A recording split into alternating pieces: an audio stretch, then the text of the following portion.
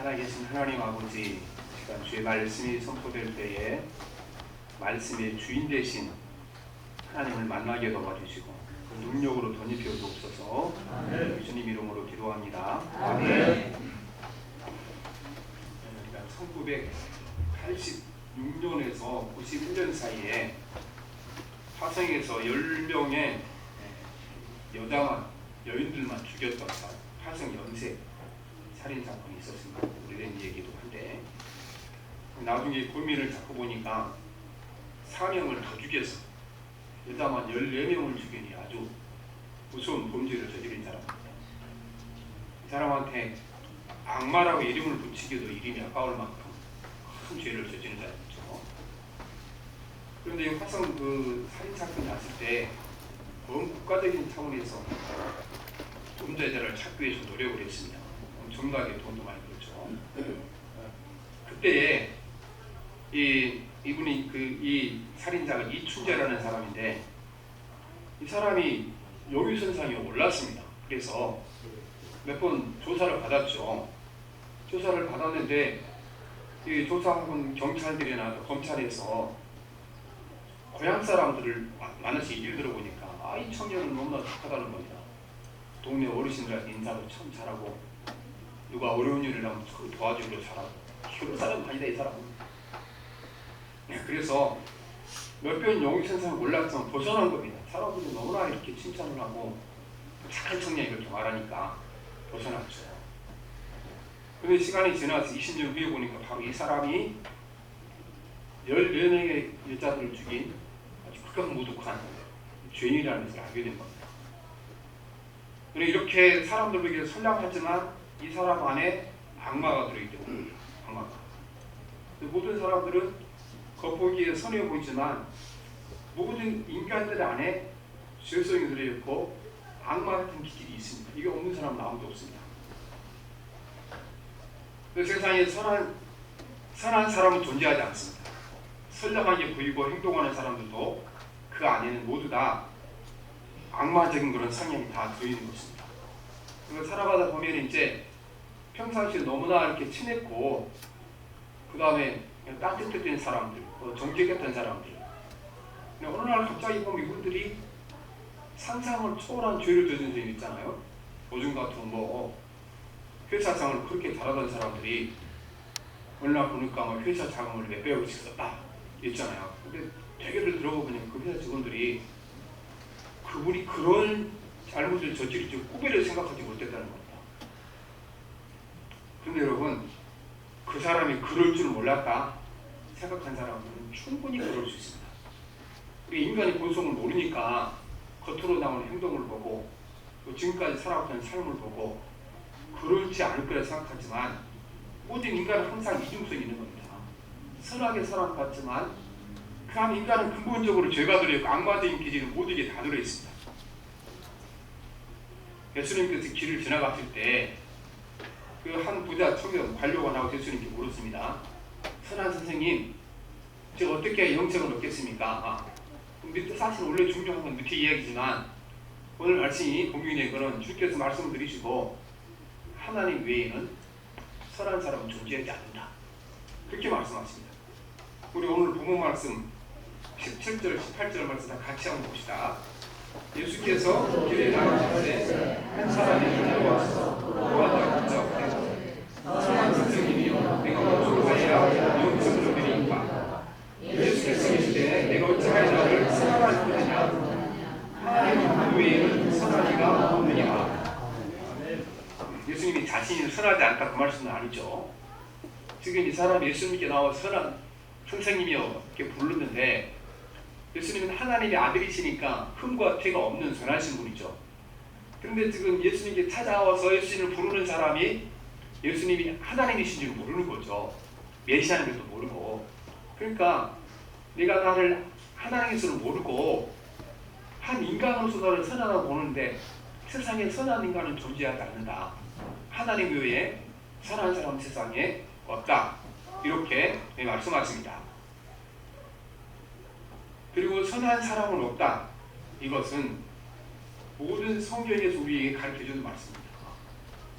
이 말씀을 가장 분명하게 우리에게 표현해 주는 말씀인데, 로마서 3장 10절에 보면 기록된 바 의인은 없나니 하나도 없으며 깨닫는 자도 없고 하나님을 찾는 자도 없고 다 치우쳐 함께 무익하게 되고 선을 행하는 자는 없나니 하나도 없도다. 이렇게 60억 70억 인구 중에 의인이 한 사람 정도 있다고 말씀하십니까? 의인은 없나니 하나도 없습니다. 그 다음에 선한 사람이 있다고 말합니까?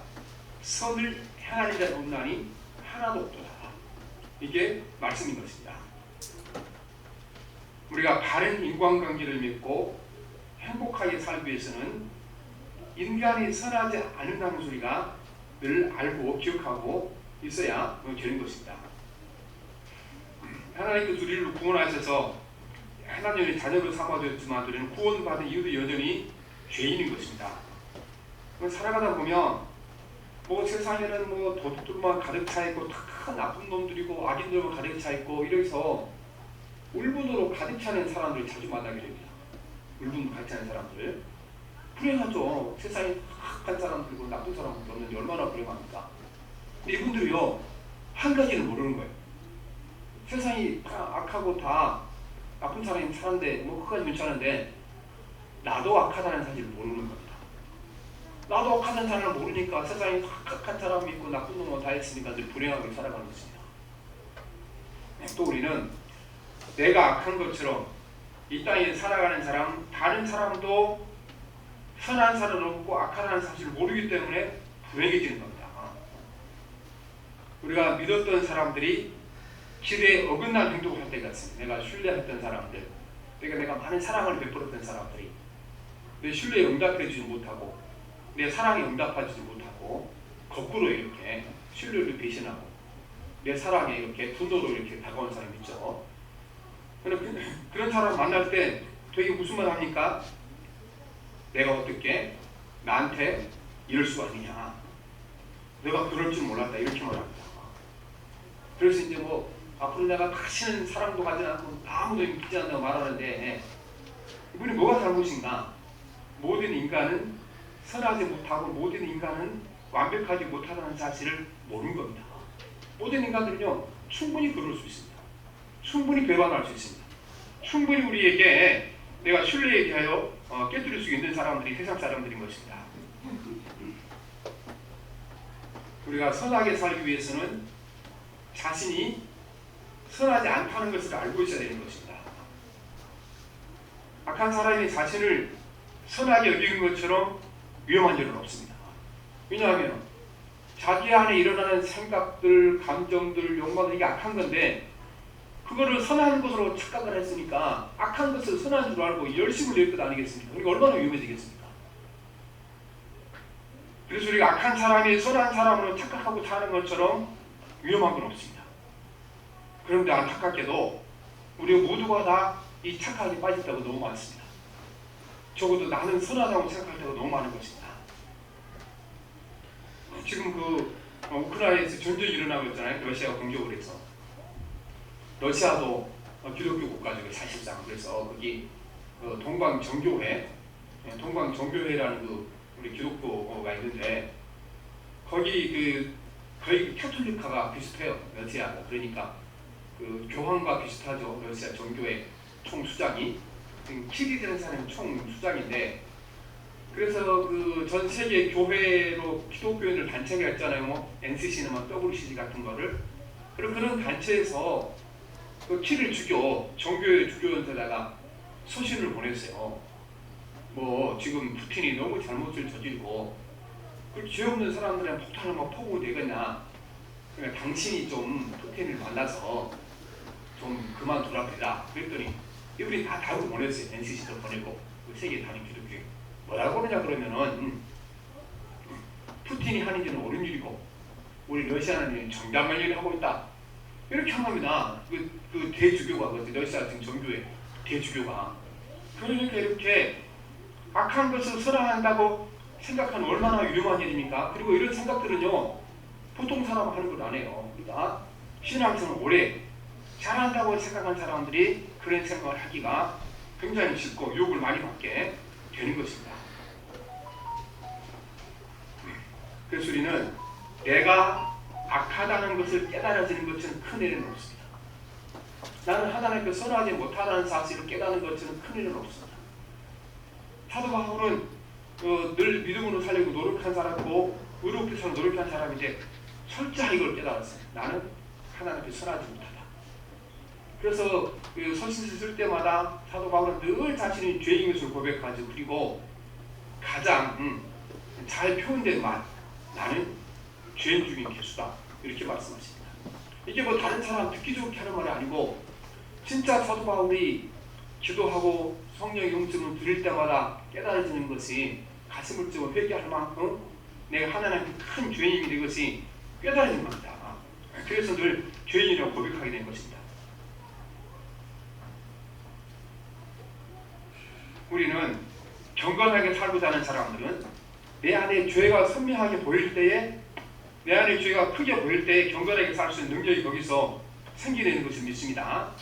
세상이 유선적이고 악하고 항상 분노에 차 있는 사람들은요, 자신이 약하다는 사실을 모르는 것입니다. 내 안에도 똑같은 악이 있다는 사실을 모르기 때문에 그렇게 되는 것입니다. 그래서 우리는 그 독일의 철학자 칸트라는 사람이 코페르니쿠스적인 사고의 전환을 가져온 사람이다, 이렇게 얘기했거든요. 그러니까 코페르니쿠스가 원래는 지구를 중심으로 모든 우주가 움직인다, 이렇게 그 전에 모든 과학자들이 얘기해왔잖아요. 코페르니쿠스가 그게 아니고 태양을 중심으로 모든 움직이고 지구는 그 태양계 중에 작은 별 중에 하나다, 그렇게 얘기한 겁니다. 그처럼 인류의 대사고의 전환을 가져온 사람이 바로 윤리학의 사고를 전환을 가진 사람이 칸트라는 사람이다. 그래서 이제 이분을 코페르니쿠스적 인류의 사고의 전환을 가졌다고 말하는 건데, 이 사람이 어떤 말을 그랬습니까? 사람은 선한 사람이기 때문에 도덕적으로 사는 것이 아니다. 선한 사람이 도덕적으로 사는 것이 아니고 그 사람이 도덕적인 법을 지키기 때문에 선한 사람이 되는 거다, 그렇게 얘기한 겁니다. 그래서 이 사람이 말하는 것은 뭐 국가의 법이나 그런 법이 아니고, 국가의 법 중에 나쁜 법이 얼마나 많아요. 칸트가 말하는 법이라는 것은 세상 모든 사람들이 수긍할 만한 보편적인 도덕적 법칙, 그 법칙을 지키는 사람이 선하게 사는 것이지, 원래 태어날 때부터 선한 사람인데 선한 사람은 존재하지 않는다. 이것을 이제 지금까지는, 이 칸트가 오기 전까지는요, 교회에서 다 그렇게 해서 하나님 앞에 선한 사람이 되면 선하게 살다, 그게 아니고 법을 지켜야 한다. 근데 이것이 사실은 정확하게 성경적인 원칙인 것입니다. 성경적인 원칙. 그래서 이 칸트라는 철학자, 제가 좋아하는 사람인데, 왜냐하면 이 사람이 굉장히 어렸을 때부터 신앙교육을 잘 받은 사람입니다. 자기 어머니가 13살 때 죽었는데 13살 때까지 경건한 신자입니다. 그래서 칸트가 워낙 유명한 철학자니까 이분에 대한 글이 많이 나오잖아요. 소개도 많이 나오고. 어머니 아버지를 소개할 때 어떻게 소개하는가? 어머니는 경건한 그리스도인이다, 이렇게 소개하는 것입니다. 그래서 오늘 또 우리도 우리 어머니는 뭐 대학 교수고 어디 뭐 CEO, 그럴 게 아니고 그 명예를 나기 가장 중요한 건데, 누구 어머니? 그분은 경건한 사람이다. 그래서 이분이 이렇게 보면 사고한 거나 모든 것을 보게 되면 너무나 성경과 가까이 하고 있는 것을 보게 되는 것입니다. 우리는 이 성경적 구원의 법칙을 따를 때에 손해지는 겁니다. 사람은 모두 다 악하게 태어나는데, 악을 가지고 태어나는데, 선해지는 먼저 구원의 법칙, 성경의 구원의 법칙을 따라야 선해지는 건데, 그 법칙이 베드로전서 2장 24절에 나와 있습니다. 신이 나무 위에 달려 그 몸으로 우리 죄를 담당하셨으니 이는 우리로 죄에 대하여 죽고 의에 대하여 살게 하려 하십니다. 그러니까 첫째의 마지막으로 너희는 나음을 얻었나니, 원래는 하나님 앞에 죄인인데 우리를 죄에서 구원하시기 위하여 예수 그리스도가 우리를 위하여 십자가에 죽으셨고, 그 십자가의 보혈로 공명에 의지하여 우리가 하나님 앞에 의인이 됐다고 말씀하시는 것입니다. 그런데 이제 이거를 설명할 때 물론 성경으로 나오지만 많은 신학자들은 우리가 의인이 된다 이렇게 사용하지 않습니다. 뭐라고 사용하는가? 예수님께서 우리를 위해 십자가에 죽으시고 우리를 구원해 주시고 그를 믿는 사람들에게 의인이라는 칭호를 줬다고 말씀하거든요. 그래서 종교개혁 할 때 그 대명제가 이신칭이잖아요. 믿는 자에게 의롭다 하는 칭의를 줬다고 말씀인 것입니다. 그러니까 우리가 예수님 믿고 예수님 십자가 밑에서 죄사함 받고 용서를 받게 되면 우리가 의로운 사람이 되는 것이 아니고 의로운 사람이라 하고 칭의를 얻었다. 그래서 의인은 아니지만 의인이 받아야 할 대접을 받는 겁니다. 죄인이지만 죄인이 받아야 할 대접을 받는 것이 아니고 예수님이 십자가 앞에 와서 의인이라는 칭호를 받기 때문에 의인의 대접을 받기 때문에 우리가 죄인이지만 죽어서 주님 앞에 가게 되면 의인 대접을 받아서 천국에 가게 될 거다. 그게 성경이 우리에게 주는 말씀인 것입니다. 그러니까 우리가 예수 믿고 아무리 신앙생활을 잘해도 우리 안에는 뭐가 있습니까? 여전히 우리는 죄인으로 남아있는 겁니다. 그런데 그 죄를 보지 아니하시고 예수님 십자가 보혈로 죄를 가려줬기 때문에 우리를 의인이라는 칭호를 줬다고 말씀하시는 것입니다. 그래서 우리는 용서받은 죄인은 하나님의 능력으로 매인 자기 안에 있는 옛 자와 죄인된 나와 예수님께 구원받아 의로운 사람이라 칭하는 받은 이 사람과 두 사람과의 전쟁이 신앙생활인 것입니다.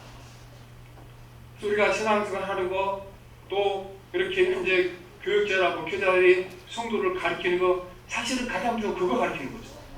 예수 믿고 난 후에 복음을 전하지만 그 후에 여전히 내 안에 남아있는 내 자신과 여전히 죄성을 가진 인간과 하나님께로부터 의롭다고 칭함하는 나 자신과의 이 싸움을 잘 싸워가도록 안내해주고 기도해주는 것을 우리가 교회가 해야 할 일이고 또 말씀을 가르치는 사람들이 해야 되는 것입니다. 이게 가장 중요하고 가장 우선적으로 해야 되는데 이 우선순위가 바뀌고 나면은 교회가 문제가 생기는 것입니다. 이 우선순위가 바뀌고 나면은 교회가 세상에 더 얽히지도 못하고 교회가 오히려 사람들 더 마음을 강팍하게 만들어 놓고 더 사람들 힘들게 만들어 놓습니다. 성경에 보면 우리가 그 구원받은 자 안에 항상 우리 안에 두 사람이 있다. 그걸 말씀하죠. 그래서 로마서 10장 21절 23절에 보면 내가 한 법을 깨달았노니 곧 선을 행하기 원하는 나에게 악이 함께 있는 것이로다. 내 속사람으로는 하나님의 법을 즐거워하되 내 지체 속에서 한 다른 법이 내 마음의 법과 싸워 내 지체 속에 있는 죄의 법으로 나를 사로잡는 것을 본보다 말씀하셨습니다. 그러니까 어떤 그 신학자들 하기에 논쟁이 많죠. 왜냐하면은 의인 오직 믿음으로만 살리라 분명히 선언했잖아요. 그 3장이 로마 3장에 선언한 건데 7장에 보니까 엉뚱한 얘기 했거든요. 내 안에 두 사람이 있어. 내가 이렇게 지어가 싸우고 있다. 그래서 어떤 신학자들은 이거는 사도 바울이 구원받기 전의 이야기다. 어떻게 구원받아 하나님의 자녀가 되는데 매일 자기 안에 있는 악과 자기가 싸우고 있냐. 그런데 대부분의 신학자들이 결론을 내는 겁니다. 그게 아니다. 이 이야기는 사도 바울이 구원받은 다음에 하나님의 자녀가 된 다음에 영적으로 의롭다고 칭함을 받은 이후에 이런 일을 말씀하신 것입니다. 그래서 우리 하나님 여러분 지속적으로 이 싸움이 일어나고 우리 신앙 속에 이 싸움이 계속해서 되는 거고 이 싸움이 이기는 것이 신앙의 승리인 것입니다. 야곱은 하나님의 그 은혜를 받아 이름이 바뀌었습니다. 하나님께서 야곱 이름을 바꿔줬는데 창세기 32장 28절에 보면 내 이름을 다시는 야곱이라 부를 것이 아니고 이스라엘이라 부를 것이니 이는 내가 하나님과 및 사람들과 겨루어 이겼음이라 말씀하십니다. 하나님께서 야곱 이름을 바꿔줬습니다. 야곱은 쌍둥이로 태어나서 자기가 장자가 되기 위하여 형의 발뒤꿈치를 나온다 그래서 이제 뒤꿈치를 잡는 자라 그런 뜻의 야곱이라는 뜻인데 이 뜻 안에가 야곱이라는 말 안에가 선수치는 자, 빼앗는 자, 속이는 자 이런 의미가 들어있거든요. 얼마나 불명예스러운 이름입니까? 그래서 하나님께서 이름을 바꿔주신 것입니다. 이스라엘이라 하나님과 겨루 이긴 자. 이 번역을 되기는 잘못 번역을 보고 있습니다. 그래서 하나님과 씨름하는 사람이라. 이전에는 어떤 욕망이 생기면요 그 욕망을 치유하기 위해 사람과 싸웠잖아요. 아버지를 속이고 형을 속이고 이 살아왔잖아요. 이스라엘 하나님과 씨름하는 자. 이제는 이 욕망이 생기면 그걸 얻으려고 사람과 싸우는 사람이 아니고 하나님 앞에 나와서 기도로 하나님 앞에 씨름하는 사람이 됐다. 그래서 씨름하는 사람, 하나님께 씨름하는 사람 바뀌고 나뉘었어요. 근데 이 이름을 누가 지어줬습니까? 하나님이 지어줬잖아요. 이스라엘이다. 그런데 하나님께서요, 아니 하나님이 직접 야곱에게 이스라엘이라 이런 이름을 지어줘놓고 자기가 새로 준 이름을 안 부르고 맨날 야곱 이름을 부를 때가 많아요. 옛날 야곱 이름을 부를 때가. 그래서 우리가 이제 창세기 46장 2절에 보면 그 밤에 하나님이 이상 중에 이스라엘에게 나타나 이르되 야곱아 야곱아 하시는지라 야곱이 이르되 내가 여기 있나이다 하면 하나님이 이상 중에 누구에게 전에 이스라엘 이름을 지었잖아요. 이스라엘에게 나타나셔서 옛날 이름을 또 부르는 거예요. 야곱아 야곱아 부르시는 거예요. 이게 무슨 뜻이겠습니까?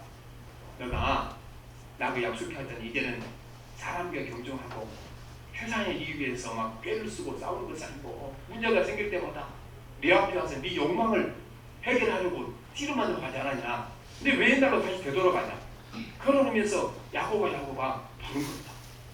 그리고 베드로전 후서 1장에 보면 베드로가 자기를 소개합니다. 편지 쓰면 소개하는데 어떻게 소개하냐 그러면 시몬 베드로는 그렇게 소개합니다. 예수 그리스도의 종이요 사도인 시몬 베드로는 우리 하나님과 구주 예수 그리스도의 의를 힘입어 동일하게 보배로운 믿음을 우리와 함께 받은 자들에게 편지하니 원래 시몬은 예수님 만나기 전에 자기 이름이잖아요.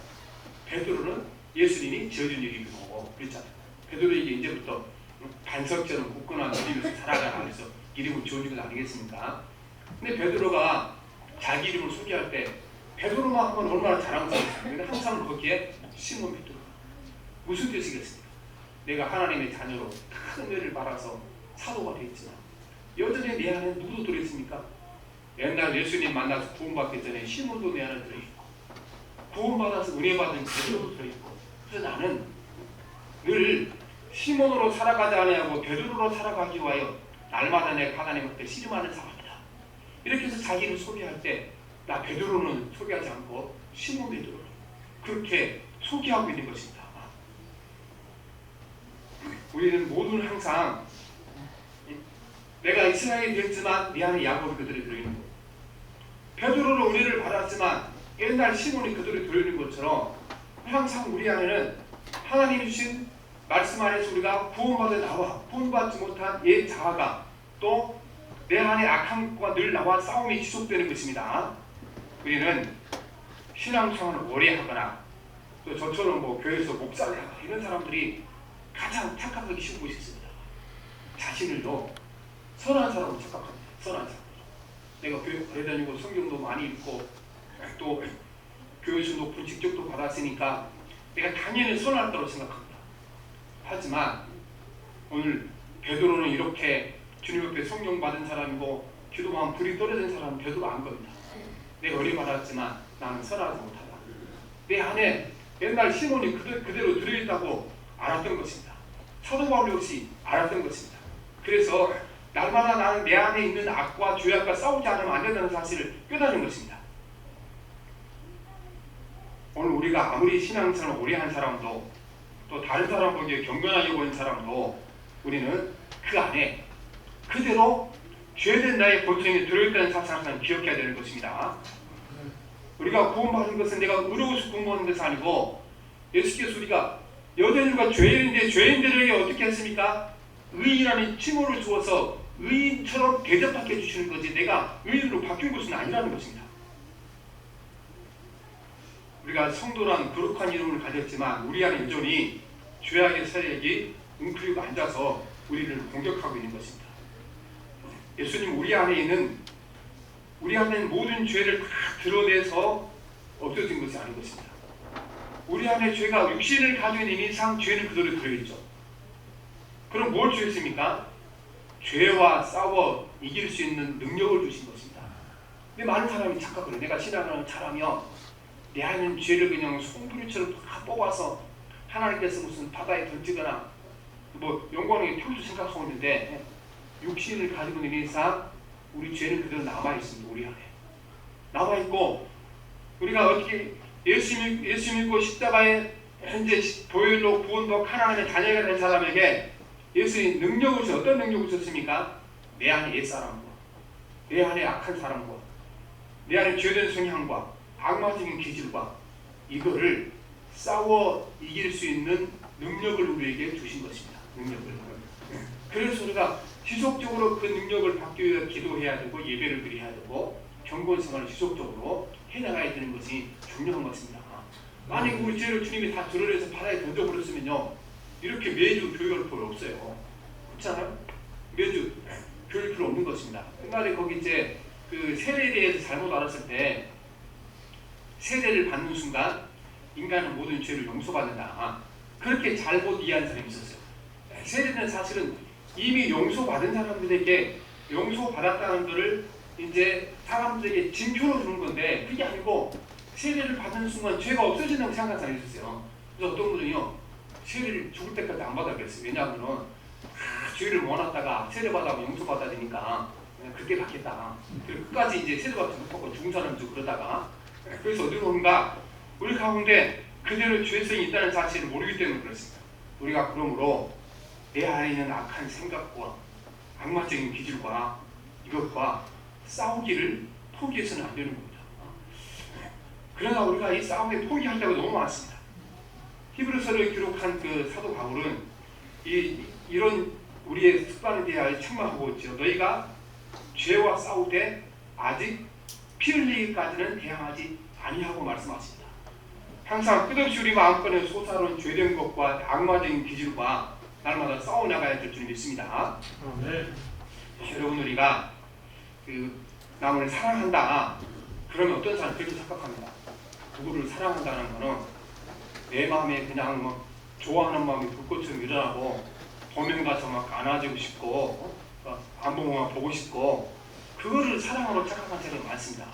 그래서 그렇게 안 해주면 자기를 사랑하지 않는다고 생각을 하죠. 근데 여러분, 내가 누군가를 사랑한다는 뜻은 그게 아닌 것입니다. 내 안에 미워하는 마음을 이겨내고 그 사람에게 평상시처럼 말해주는 게 사랑인 줄 믿습니다.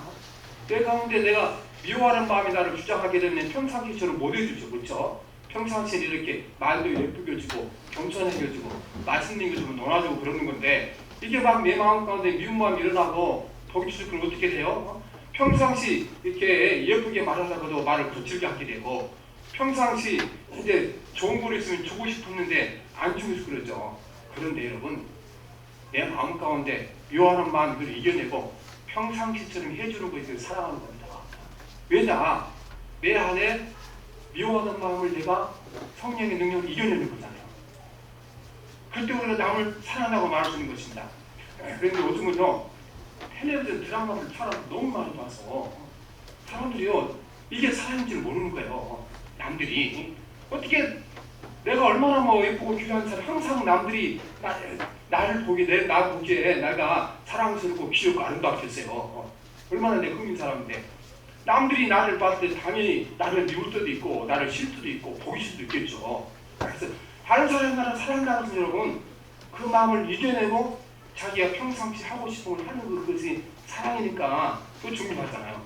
그래서 요즘 이제 연세를 들여서 많은 사람들이 50, 60 넘어서 그렇게 많은 사람이 많아요. 내가 이렇게 남편과 아내로 수십 년 살아왔는데 가만히 생각해보니까 내가 아내를 진정으로 사랑한 적도 없고 사랑받은 적도 없고 남편을 사랑한 적도 없고 남편이 사랑하는 적도 없다. 그러니까 내가 정말 새로운 삶을, 뜨거운 사랑을 살아보겠다. 그래서 진짜 이용하는 부부들 굉장히 많습니다. 연세 드셨을 때. 그렇죠.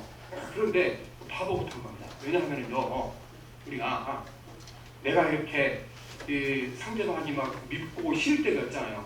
밉고 싫지만 그 마음을 내가 이겨내고 또 지워주고 빨래도 해주고, 그렇죠? 병도 뭐 약도 사다 주고, 그게 사랑인 줄 믿습니다. 왜냐? 내 마음 가운데 뭘 이겼습니까? 미워하는 마음도 있지만 내 마음 가운데 그래도 내가 해야 할 의무를 다 하니까 그 사람이 사랑할 줄 아니겠습니까? 아니 막 불길처럼 일어날 사람 안 보면 보고 싶은 그런 사랑이 우리에게 있겠어요? 그거는요, 하나님께서 우리가 서로 짝을 만나게 하기 위하여 주신 거예요. 맨정신으로 좀 짝을 만나지겠어요? 안 만나지지. 그걸 딱 계산해보고 일이 있겠나? 맨정신으로 못 만나니까 우리를 짝을 만나서 이렇게 우리에게 살아가게 하기 위하여 한때 정신이 나가게 한 거고 정신이 든 사람은 그렇게 안 살아가요. 그러니까 우리가 그걸 사랑을 너무 낭만적으로 크게 생각하지 말아요. 그 안에다 하나님의 사랑이 있는 줄 믿습니다. 아멘. 우리가 보면요, 우리가 얼마나 이적인 사람인가. 많은 사람들이요 이제 자녀들을 사랑하죠. 자녀들. 그런데 막 이렇게 자녀들이 막 화를 내고 분노할 때가 많거든요. 그렇게 뭐라 하지 말자 그러면은 내가 너를 사랑하는데 내 마음대로 안 해주니까 한다 그러는데, 사실은요 가만히 들여다보게 되면은요 자녀를 사랑하는 것이 아니고 보면은요 나를 사랑해서 나올 때가 많거든요. 되게 이렇게 자녀들 문제 때문에 막 화가 나고 이렇게 인생이 재미가 없잖아요. 그러나요. 그러고 보면은 여러분 내 마음 깊은 곳을 가만히 들여다보게 되면은 진짜 내가 자녀를 사랑해서 그런 것 아니에요. 내 자녀가 남의 자녀처럼 그렇게 막 뛰어나게 나를 이렇게 행복하게 또 나를 높여주지 못하니까, 그게 사실은요 내 이름이 서지 않아서 내 낯이 서지 않아서 화가 난 것이지, 진짜 아내가 자녀가 잘못된 길을 가고 그게 마음이 아프고 가슴 아프면은 눈물로 우리가 기도하게 돼 있지, 막 이렇게 화를 내고 분노가 일어나는 거죠. 가만히 들여다보면 어떻게 그랬습니까? 아니 남들은 자식 때문에 이렇게 이름이 높아지고 어디 가면 막 이렇게 자랑하는데 나는 그것도 못하고, 그래서 가만히 생각해보는 이게 내 낯이 서지 않기 때문에 분노할 때도 너무 많은 겁니다. 그래서 우리가 그렇게 이 세상이 완전히 사랑하는 사람은 없는 겁니다. 사랑하는 사람이 무슨 마음도 있습니까? 미워하는 마음들을 들게 것입니다. 세상에는 완벽하게 정직한 사람 아무도 없습니다. 정직하게 사랑하는 사람들은요 항상 그들 마음으로는 싸우고 살아가는 겁니다. 싸우고 정직하게 사는 사람들 한 번 거짓말하면은 인생의 큰 위기에서 벗어날 수 있습니다. 한 번 거짓말하면은 큰 돈을 벌 수 있습니다. 한 번 거짓말하면은 큰 명예를 얻을 수가 있습니다. 이때요 모든 사람 마음 가운데 다 그 마음이 들어요. 나도 거짓말을 한번 해서 도전하고 싶을까 하는 거죠. 원래부터 정직해서 아예 나는 거짓말을 생각도 나지 않고 또 나쁜 말을 생각도 하지, 이런 사람은 아무도 없는 겁니다. 정직하다 그러면은 내 안에 부정직한 마음을 이기고 살아가는 사람이 정직한 것이지, 원래 세상에 정직한 사람은 아무도 없습니다. 싸워서 이기고 나가는 것이지. 그래서 여러분 우리가 제일 중요한 거는 나는 선하지 못하다는 사실을 깨달은 것이 가장 중요합니다. 많은 사람들이 이렇게 세상이 약하다고 울분을 토하고 살아가는데 사실은 세상이 악하다는 걸 알고 자신이 약하다는 사실을 모르기 때문에 그렇게 살아가는 것입니다. 그리고 우리가 세상 사람들이 이렇게 살아가다 보면은 다른 사람들이 정직하지 못하고 막 화를 내서 많은데, 원래 여러분 사람은 정직하지 못합니다. 하나님 외에는 선한 사람은 세상에 존재하지 않는다. 나도 선하지 못하고 남도 선하지 못하는 겁니다. 그래서 우리는 모두 다 하나님 앞에 우리는 하나님의 자비와 긍휼하심이 필요합니다. 늘 선하게 살지 못하니까. 그리고 내가 선하게 살지 못한 것처럼 남도 선하게 살지 못하니까 어떻겠습니까? 나도 남을 용서해야 하고 다른 사람도 어떻겠습니까? 나도 용서를 받아야 할 사람인 것입니다. 그래서 우리는 이 용서의 품앗이가 필요한 것이지 일방적으로 누구만 용서할 수 있는 것은 아니라는 것입니다. 나는 상대방이 보기에 저 사람은 나쁜 사람이고 나는 용서를 해야 할 사람은 없지만 사실은 나도 남들로부터 용서받아야 할 사람들이 너무나 많은 사람들인 것입니다. 그래서 이제 요즘도 이제 보면은 제가 참 하나님께 감사하다 하는데 어떤 생각이 드냐 그러면은 그 생각할수록 참 내 안에 이 죄의 세력이 너무나 강하게 역사하구나. 참기 악한 사람 이런 생각이 막 마음에 적적 들 때가 많거든요. 그래서 그때마다 하나님 감사합니다. 하나님께 받은 은혜 중에 최고의 은혜는 내가 악하다는 사실을 깨달은 거다. 내가 악한 사실을 깨달은 거다. 그래서 우리가 늘 감사하고 살아가는 겁니다. 오늘도 우리가 내가 악하다는 사실을 깨달은 것이 가장 큰 은혜인 줄 믿습니다. 이게 돼야 여러분 우리가 선하게 살아갈 줄 믿습니다. 여러분 내가 악한 것처럼 다른 사람도 악한 것입니다. 그리고 그를 또 자기 안에 악한 것과 싸워나가기 위해 애쓰고 수고한 사람인 줄 믿습니다. 또 하나님 앞에서 나도 악하고 너도 악하고 선한 분은 누구밖에 없습니까? 하나님 그분밖에 없습니다. 그래서 주의 십자가 앞에서 용서받은 사람들은 나도 악하고 너도 약하니 나도 하나님께 용서받을 사람이고 너도 용서받을 사람이고 우리가 서로가 용서하지 않고는 이 땅에 살아갈 수 없는 사람이다. 이 사실이 우리 가운데 깊이 새겨지길 바랍니다. 기도하겠습니다. 살아계신 하나님 아버지, 우리가 주님 앞에 선하게 살 수 있는 길은 내가 악한 사람이 사는 것을 깨닫을 때 선하게 살 수 있습니다. 우리가 용서하고 남을 사랑할 수 있는 것은 이 땅의 모든 사람은 선하지 못하며 늘 악의 지배를 받고 있는 사실을 깨달은 사람들입니다. 이 사실을 깨닫지 못하는 하나님 아버지, 우리가 세상에 분동하고 또 용서하지 못한 줄을 용서하여 주시기 원합니다. 하나님, 우리가 가정에서부터 우리 모두는 악하기 때문에 완벽할 수 없다는 사실을 깨닫게 도와주시고 용서와 사랑이 넘쳐나는 가정되게 역사하여 주시옵소서. 예수님 이름으로 기도합니다. 아멘. 우리 335장 찬송합니다. 찬송 335장.